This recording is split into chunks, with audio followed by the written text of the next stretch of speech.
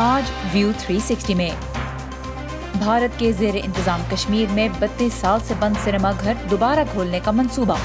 क्या हालात इसके लिए साजगार हैं? जब हालात ठीक होंगे सिनेमा भी देखेंगे, जब दिल ठीक होगा। जब दिल ही ठीक नहीं तो सिनेमा को क्या करेंगे। इराक में दाइश की शिकस्त के 4 साल पूरे होने पर शिद्दत पसंद तंजीम के खिलाफ बैन अक़वामी इत्तेहाद आज कितना मुतहर्रिक है? ISIS is now a so-called caliphate that's in a cage. और शतरंज की अवार्ड याफ्ता पाकिस्तानी खिलाड़ी महक गुल से मुलाकात। ये आपको डिसीजन मेकर बनाती है और चेस आपको लाइफ में बहुत सारे बेनिफिट देती है।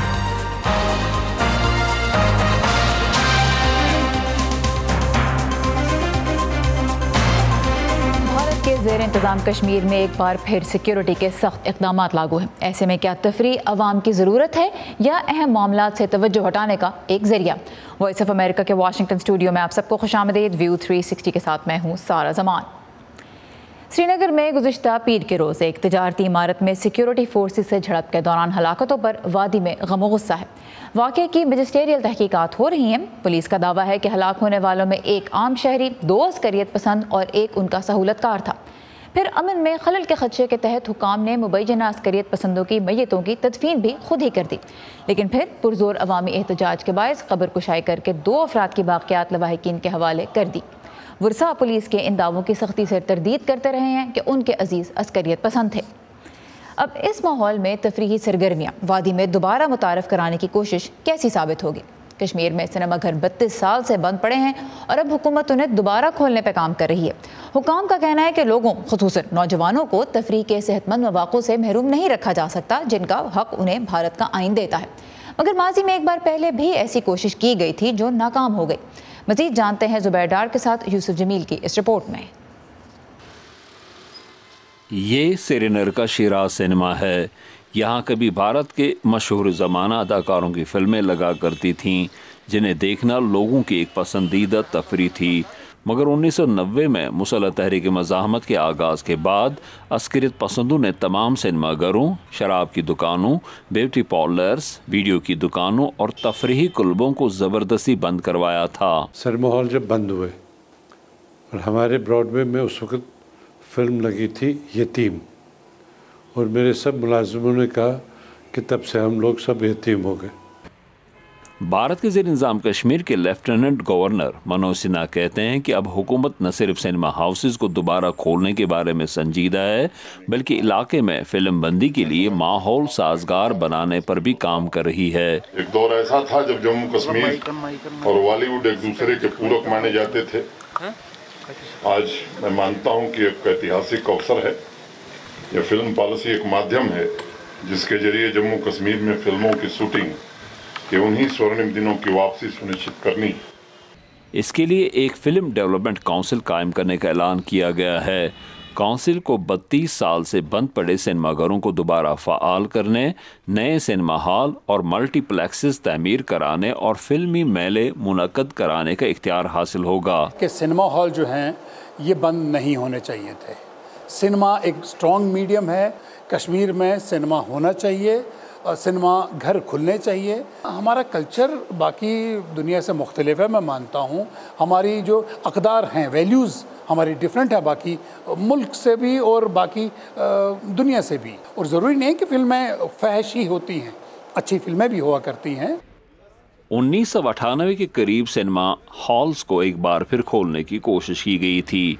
श्रीनगर के 3 सिनेमाघर खुल भी गए थे, लेकिन इनमें से एक के सदर दरवाजे पर ऐन उस वक्त दस्ती बम हमला किया गया जब शायकीन फिल्म देखकर बाहर आ रहे थे। इस धमाके में कई अफराद हलाक और ज़ख्मी हो गए। उसके बाद खुद हुकूमत ने सिनेमाघरों को ताहुक्म सानी बंद करने का ऐलान कर दिया था। अब ये सिनेमाघर खस्ता हालत में हैं या फिर इन्हें सिक्योरिटी फोर्सेस आर्जी बैरकों के तौर पर इस्तेमाल कर रही हैं। चंद एक को तिबी या तिजारती मराकज़ में तब्दील कर दिया गया है। बाज़ माशी माहरीन कहते हैं कि शोरज़दा वादी में सिनेमाघरों को दोबारा खोलना अगर नामुमकिन नहीं, मुश्किल ज़रूर है, क्योंकि केबल और डिश टीवी और इंटरनेट के ज़रिए दस्तयाब दर्जनों फिल्मी और दूसरे तफरीही चैनल्स ने सिनेमाघरों की अहमियत कम कर दी है। जबकि एक बड़ा मसला वादी के हालात भी हैं। हमारे दिल जल रहे हैं यहाँ पर, सिनेमा को क्या करेंगे? जब हालात ठीक होंगे सिनेमा भी देखेंगे, जब दिल ठीक होगा। जब दिल ही ठीक नहीं तो सिनेमा को क्या करेंगे। भारत के आइन की दफ़ा 19 इसके शहरियों को इजहार गुफ्तार की मुकम्मल आज़ादी का हक देती है, जिसमें फ़िल्म, दीगर इलेक्ट्रॉनिक मीडिया और मवासलात से जुड़े दूसरे वसाइल और ज़राया का आज़ादाना इस्तेमाल भी शामिल है। हुकाम कहते हैं कि मकामी आबादी बिलखुसूस नौजवान नस्ल को इस हक से महरूम नहीं रखा जा सकता है। बहरहाल हुकूमत की कोशिशों के नतीजे में वादी में मल्टीप्लेक्सेस की तमीर तो शुरू हो गई है, मगर हालात फ़िल्म देखने की इजाज़त देंगे या नहीं, ये अलग बात है।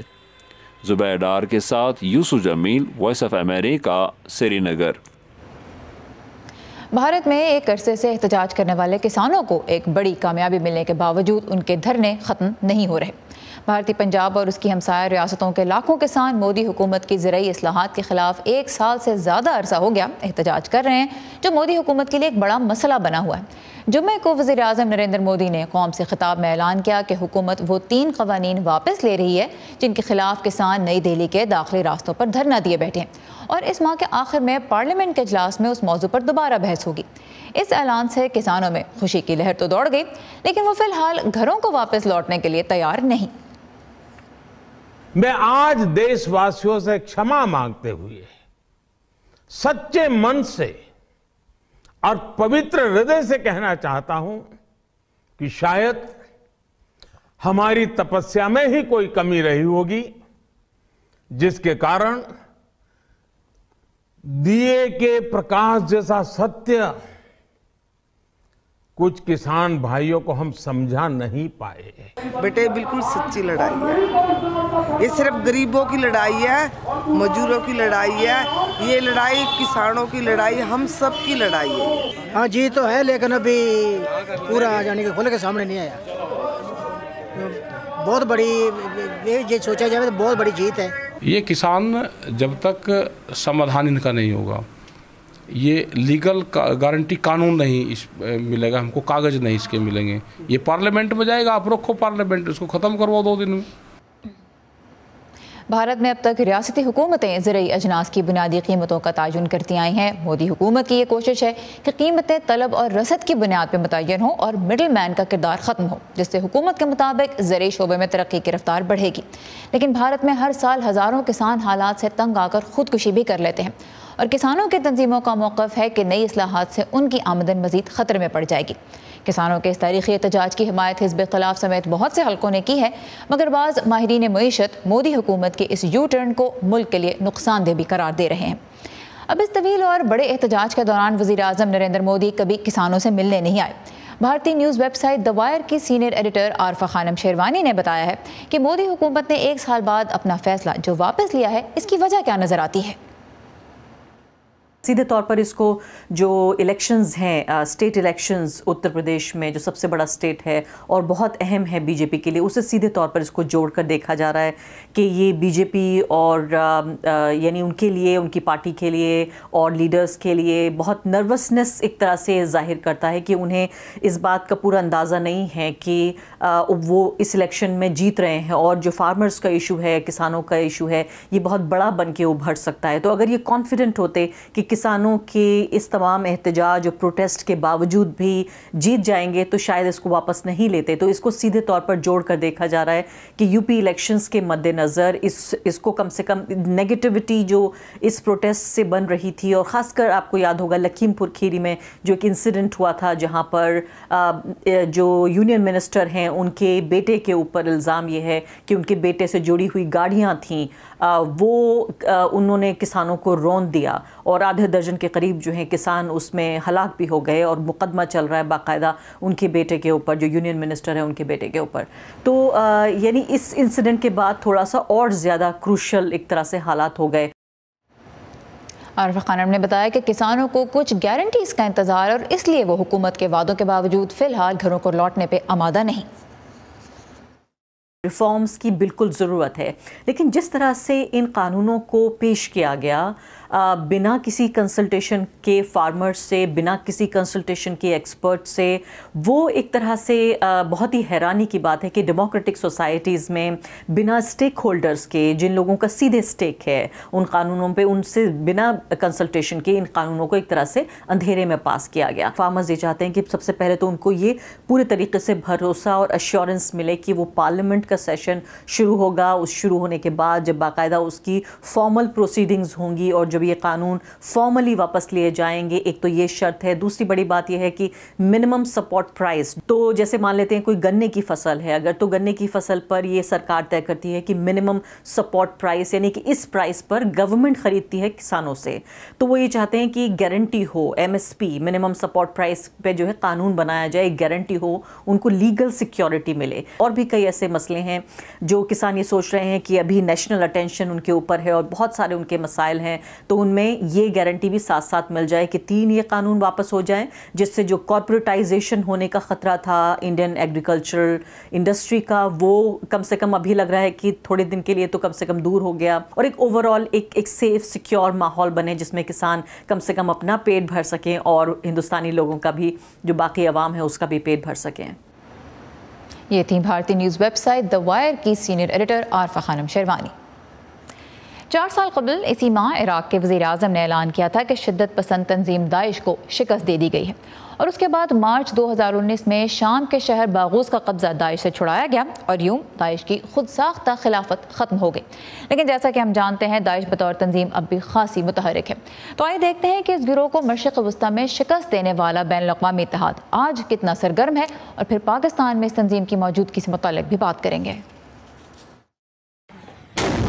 एक ज़माने में इराक़ और शाम में दाइश 70 लाख से ज़्यादा अफराद और 1 लाख किलोमीटर ज़मीन पर काबिज़ थी। अपनी शिकस्त और ज़ेर कब्ज़ा इलाके हाथ से निकल जाने के बाद से ये तंजीम अब एक वसी पैमाने की जंग नहीं लड़ सकती, लेकिन इसने बम धमाकों और छोटे हमलों के ज़रिए मकामी आबादी को दहशत ज़दा करना बंद नहीं किया है। दाइश को एक शोरश पसंद दहशतगर्द तंजीम के तौर पर शिकस्त नहीं दी गई है। वो एक तवील जंग, एक तवील जहाद करने के लिए तैयार हैं। Foundation for defence of democracies के टॉम जॉसलिन का कहना है कि इराक और शाम में ऐसे शवाहिद मौजूद हैं कि दाइश अफ्रीका और अफगानिस्तान में अपनी ज्यादा फाल इत्तेहादी तंजीमों की सरबराही कर रही है। अक़वाम मुत्तहिदा के मुताबिक अफगानिस्तान में अब ये गिरोह जंगज़दा मुल्क के हर सूबे में फैल चुका है। मेरा ख्याल है कि मजमूई तौर पर अमेरिका ने मुतवातर जहादी कॉज का दुरुस्त अंदाजा नहीं लगाया। अमेरिका ने एक तवील अरसे से ये खेल खेला है जिसे मैं नुक्तों को मुनक़ता करना कहता हूँ। सियासी और अस्करी क़यादत और दीगर तवील अरसे से ये लड़ाई जारी नहीं रखना चाहते थे, और इसलिए वो दुश्मन को इसी तरह देखते हैं जैसे वो उसे देखना चाहते हैं। साबिक सदर बराक ओबामा ने एक बार इराक और शाम में दाइश को JV या जूनियर यूनिवर्सिटी टीम कहा था, लेकिन फिर बाद में उनका मुकाबला करने के लिए उन्होंने हजारों फौजी भेजे। और साबिक सदर डोनाल्ड ट्रंप ने 2 बार शाम से तमाम अफवाज को निकालने की कोशिश की, फिर दहशतगर्द तंजीम से लड़ने वाले शामी इत्तेहादियों की मदद जारी रखने के लिए उन्हें फौजें वापस भेजना पड़ी। इराक और शाम में दौलत इस्लामिया के खिलाफ लड़ने वाले बैनुल-अक़वामी इत्तेहाद का किरदार और अमरीकी फौजियों की तादाद वक्त के साथ साथ कम हो गई है। आज इस मिशन को बहुत कम कर दिया गया है। गुज़िश्ता 24 महीनों में अमरीकी फौजियों की तादाद में 67% से ज्यादा कमी आई है। इराक में तकरीबन 2500 फौजी हसास मालूमात के तबादले और ऑपरेशनल मनसूबा बंदी के साथ इराकी अफवाज और कुर्द फोर्सेस की मदद कर रहे हैं, जिन्हें पेशमर्गा कहा जाता है। जबकि शाम में तकरीबन 1000 अमरीकी फौजी शामी डेमोक्रेटिक फोर्सेस की मदद कर रहे हैं और अहम बुनियादी ढांचे को महफूज बनाते हुए दाइश की बाकियात तलाश कर रहे हैं। काउंसिल ऑन फॉरेन रिलेशंस के एक military fellow colonel Miles Caggins III, जिन्होंने दाइश को शिकस्त देने के लिए आलमी इत्तेहाद के तर्जुमान के तौर पर काम किया, उनका कहना है कि जिन इलाकों में अमरीकी अफवाज शाम में शिराकतदार हैं, वहाँ दहशतगर्द गिरोह इलाके पर कब्जा करने या बड़े हमले करने से कासिर हैं।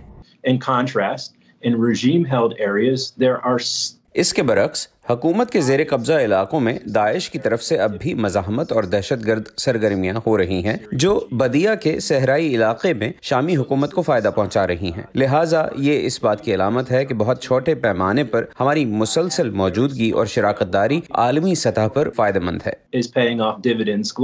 दाइश की इलाकाई शिकस्त के बाद से सबसे ज़्यादा तशवीशनाक मसाइल में से एक बड़ी तादाद में जंगजुओं और उनके खानदान के अफराद को पुरहुजूम हिरासती कैंपों में जेर हिरासत रखना है। ISIS is now a Daesh अब एक नाम नेहाद खिलाफत है जो पिंजरे में बंद है। दाइश के 10,000 से ज्यादा जंगजुओं को शामी डेमोक्रेटिक फोर्सेज ने शमाली और मशरकी शाम में कैद कर रखा है। शाम में 60 से ज्यादा मुख्तलिफ ममालिक से ताल्लुक रखने वाले कैदियों के साथ मकामी शामी जंगजू इराक और आलमी बरादरी की तरफ देख रहे हैं कि वो उनमें से कुछ को अपने ममालिक में मुंतकिल करें, इससे पहले कि ये कैंप बागियों की अगली नस्ल के लिए एक और बड़ी अफजाइश का बन जाए। कार्ल बैब के साथ Saba Shah Khan, voice of America. इस वक्त दाइश के खुरासान नामी धड़े के खिलाफ अफगानिस्तान में तालिबान का ऑपरेशन जारी है। पाकिस्तान में इस तंजीम की मौजूदगी के बारे में कुछ अहम मालूमात लेके आए हैं आसिम राना, जो इस वक्त इस्लामाबाद से बजरिया स्काइप हमारे साथ हैं। आसिम, अफगानिस्तान में हम देख रहे हैं दाइश बहुत मुतहरिक हुई है। पाकिस्तान में सिक्योरिटी हुकाम इस तंजीम की इस्तेदाद के बारे में क्या कह रहे हैं और क्या हक़ाइक़ हुकूमती दावतों से मुताबिकत भी रखते हैं या नहीं?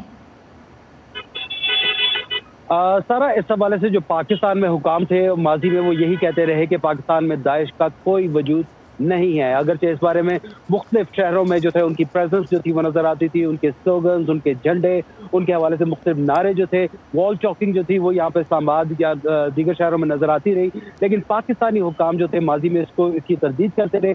लेकिन अब पाकिस्तान के जो हुकाम है वो इस बात को तस्लीम करते हैं कि दाइश पाकिस्तान में मौजूद है। हालिया दिनों में हमारी वज़ीर दाखिला शेख रशीद अहमद से इस हवाले से बात हुई तो उन्होंने इस बात को तस्लीम किया और उन्होंने कहा कि जी बिल्कुल दाइश पाकिस्तान में मौजूद है और कुछ शहरों में इनका असर रसूख मौजूद है। मिसाल बता ये कहना था कि बड़े शहरों में इनकी मौजूदगी नहीं है। और अगर हम दाइश की कार्रवाइयों को देखें तो पाकिस्तान में साल 2019 से लेकर 2021 के आगाज तक उन्होंने 38 दहशतगर्द जो हमले थे उनकी जिम्मेदारी कबूल की और बाद में जो तहकीकात हुई उसमें भी यही बात सामने आई कि ये तमाम की तमाम दाइश की कार्रवाइयाँ थी। और दाइश ने जो पाकिस्तान में अपना नाम था बुलाया पाकिस्तान के नाम से उन्होंने बाकायदा काम का आगाज कर रखा है। इनका असर रसूख इस हवाले से जो है वो इंटेलिजेंस कहती है कि मुख्तलिफ शहरों में मुख्तलिफ इलाकों में इनके लोग मौजूद हैं, लेकिन इनकी इस्तात इतनी ज़्यादा नहीं है कि इनको बड़ी दहशत गर्दी की कार्रवाई कर सकें। अलबत्ता जो इनके जो कुछ सेल्स हैं जो उनके कुछ सेल्स जो कुछ इलाकों में मौजूद हैं, बिलखुसूस बलोचिस्तान के कुछ इलाकों में वो इस हवाले से अपनी कार्रवाइयाँ करने के काबिल हैं और वो लगातार कार्रवाइयाँ कर रहे हैं।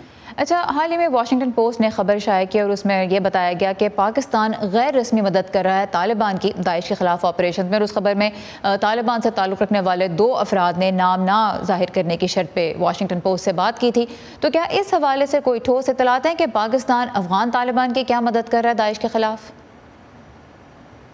जी बिल्कुल, इस हवाले से जो हमारी इंटेलिजेंस हुकाम से बात हुई तो उनका ये कहना था कि बिल्कुल पाकिस्तान इस हवाले से मदद कर रहा है, लेकिन वो सिर्फ इंटेलिजेंस बेस जो है वो मालूमात जो है वो वहाँ पर वो उनको फराहम की जा रही हैं। इसके अलावा कुछ कम्युनिकेशन के हवाले से जो है उनके पास इक्विपमेंट अफगान तालिबान के पास बिल्कुल भी मौजूद नहीं है, लेकिन पाकिस्तानी हुकाम के पास ऐसा इक्विपमेंट मौजूद था जिसकी मदद से वो दाइश की जो होने वाली मुख्तलिफ कार्रवाइयाँ थी या उनकी जो आपस की कम्युनिकेशन थी उनको ट्रेस आउट कर सकते थे। इंटेलिजेंस जो है वो इसमें कोऑपरेटिव साबित हुई और पाकिस्तान ने इस तरह की कुछ मालूमात जो है वो अफगान तालिबान को फराहम की हैं। इसके अलावा अभी जब ये विड्रॉल के बाद इनखला के बाद जो था बहुत सारे जो ग्रुप थे वो बताया जाता है कि यहाँ पर दाइश के अक्सर अफराद जो थे वो यहाँ पर पाकिस्तान का बॉर्डर क्रॉस करके पाकिस्तान की हदूद में दाखिल हुए और बाद की कुछ गिरफ्तारियां भी हुई और उनसे मिलने वाली जो इंटेलिजेंस मालूमात थी वो भी अफगान तालिबान को दी गई है। पाकिस्तान इस हवाले से सपोर्ट कर रहा है, लेकिन ये ज्यादातर सपोर्ट जो है सिर्फ इंटेलिजेंस मालूमात की बुनियाद पर शेयरिंग तक है। और आखिर में ये बताएगा तहरीक कलदम जो तहरीक तालिबान पाकिस्तान है उसके साथ हुकूमत के मुज़ाकरात इन दिनों हो रहे हैं,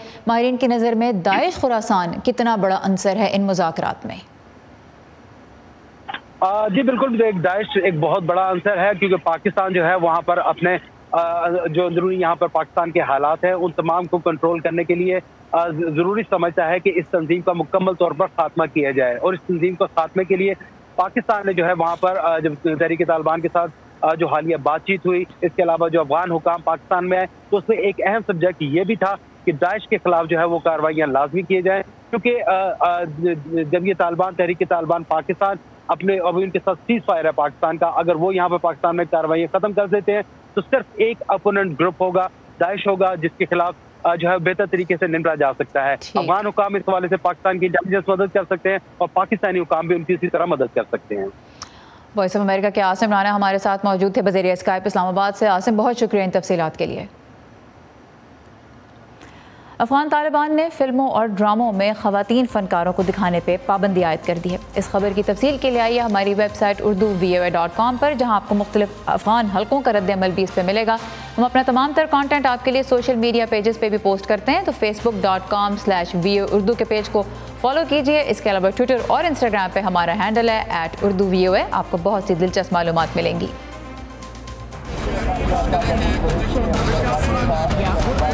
खबरों के पीछे नहीं भागते, हम कहानियां ढूंढते हैं, आम लोगों की खास कहानियां। मैं कोई उनसे अलग मखलूक तो ना थी, तो क्यों ना मैं एक ऐसा काम करूं कि जिसमें मैं महारत हासिल करूं, और वो नेकी क्या हो। जो छोटी छोटी कोशिशों से बदल रहे हैं बेशुमार जिंदगियां। मुझे जब भी जरूरत हुई मुझे इन्होंने माशाल्लाह कर्जा दिया और मेरा कारोबार बहुत अच्छा चला। ला रहे हैं अपने इर्द गिर्द बड़ी तब्दीलियां। अक्सर जो यहाँ बच्चे हैं ना वो भीख मांगने वाले बच्चे हैं, और जब ये बच्चे स्कूल में आए तो बहुत सारे बच्चे खुश हो रहे हैं। आज वहीं औरतें बेहिचक अपने प्लांटों पर, मतलब अपने गोट के प्लांट पर आती हैं, पानी भरती है। हम जाते हैं खबरों से आगे। मैं हूँ नीलोफर मुगल, समन खान, सादिया ज़ेबरान झा, उमर फारूक, चित्रा डार, गीती आरानी, मुर्तजा जहरी। 360 में आप सबको खुशामदीद। हम हैं वॉइस ऑफ अमेरिका। चलते हैं खबरों से आगे और इस वक्त मिलते हैं लाहौर से ताल्लुक़ रखने वाली आलमी रिकॉर्ड याफ्ता महक गुल से, जो 5 बरस की उम्र से शतरंज खेल रही हैं और अब अपने जैसे कई और खिलाड़ी भी तैयार कर रही हैं। आइए जानते हैं कि छोटी सी उम्र में महक गुल को कैसे शतरंज का शौक़ हुआ और वो किन कामयाबियों की ख्वाहिशमंद है। नवीद नसीम की रिपोर्ट। सर कहते हैं कि महक, मुझे बहुत प्राउड फील होता है। वो मुझे कहते हैं कि आपकी वजह से मुझे इंट्रोड्यूस करवाया जाता है, मेरा नाम आपके साथ आता है, तो ये चीज़ मेरे लिए काफ़ी प्राउडफुल होती है। मेरा नाम है महक गुल, मैं एक इंटरनेशनल चेस प्लेयर हूँ। मेरा ताल्लुक़ लाहौर से है और मैं चेस 5 साल की उम्र से खेल रही हूँ।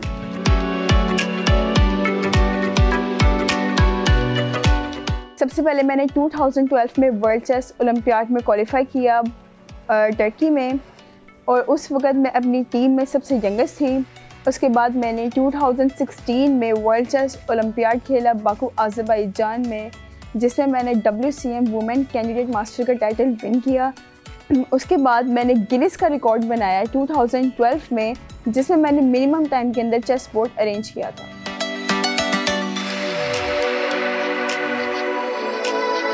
आई थिंक चेस मुझे अट्रैक्ट करती थी शुरू से, इसलिए मैंने चेस को चूज़ किया। और क्योंकि मुझे ये खेलना बहुत पसंद थी और मेरे पापा भी खेलते थे, तो शायद यही वजह है। ये आपको मेंटली और फिज़िकली स्ट्रॉन्ग बनाती है, या आपको डिसीजन मेकर बनाती है, और चेस आपको लाइफ में बहुत सारे बेनिफिट देती है। मुझे देखकर यूनिवर्सिटी से वहाँ पर काफ़ी फीमेल्स थी जो मुझे देखकर आई, और उनमें भी ये शौक़ डेवलप हुआ, स्पेशली बच्चों में। बच्चे भी मुझे देखकर आए, तो ये चीज़ काफ़ी अच्छी थी। इवन कि मेरे खुद के काफ़ी ज़्यादा स्टूडेंट्स हैं, छोटे बच्चे हैं, जिनको मैं ऑनलाइन ट्रेनिंग भी देती हूँ और ख़ुद जाती भी हूँ। मैं चाहती हूँ उनमें ये शौक़ चेस खेलने का आए और वो इस गेम को इंजॉय करें, स्पेशली नॉर्दर्न एरियाज़। मैं चाहती हूँ कि वहाँ पर जाके मैं उनकी स्पेशल ट्रेनिंग करूँ, उनको चेस के बारे में बताऊँ। जो दिल से और जो सबसे ज़्यादा सपोर्ट किया है वो मेरी दादी जान ने किया है। पापा ने तो मेरे किया ही किया, और मुझे काफ़ी ज़्यादा मोटिवेट करती हैं कि आपने कुछ बनना है, कुछ करके दिखाना है, आपने अपनी कंट्री का नाम भी रोशन करना है। इसी के साथ ख़त्म होता है आज का व्यू 360 प्रोग्राम में शामिल रिपोर्ट्स दोबारा देखने के लिए और उन पर अपनी राय देने के लिए आइए facebook.com/voa urdu के पेज पे, इसी पेज पे आप हमारी टीम के साथ भी रब्ता कर सकते हैं। ट्विटर और इंस्टाग्राम पे हमें ज़रूर फॉलो कीजिए, हमारा हैंडल है @urduvoa। आपको बहुत सी अहम खबरों के अलावा दिलचस्प वीडियोज़ और इंटरव्यूज़ भी देखने को मिलेंगे। सारा ज़मान को इजाज़त दीजिए, खुदा हाफिज़।